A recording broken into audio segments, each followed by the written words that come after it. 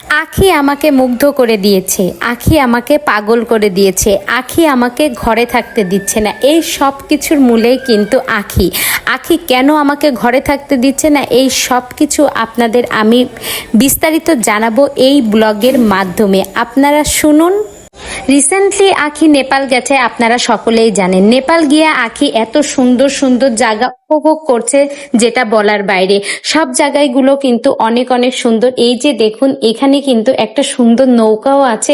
এই রিসোর্টটা কিন্তু অসম্ভব সুন্দর এবং এই নৌকার গায়ে লেখা কাসুন্দি।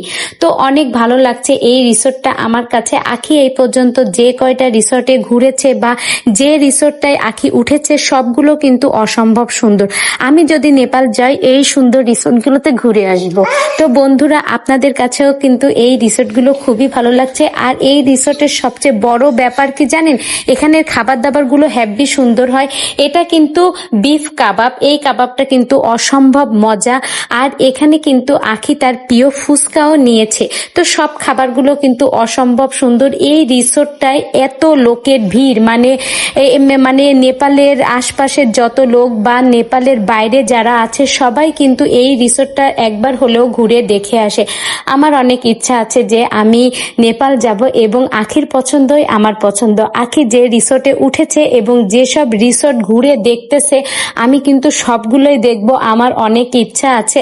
আর এই সুন্দর সুন্দর খাবারগুলো আমিও একটু দেখে দেখব। তো আমার কাছে খুবই ভালো লাগছে। আমার মন চাইছে এখনই ছুটে চলে যাই, কিন্তু আমার এই মুহূর্তে যাওয়া কিছুতেই সম্ভব না। তাই আমি মনটাকে বেঁধে রেখেছি, আমি যেতে পারছি না।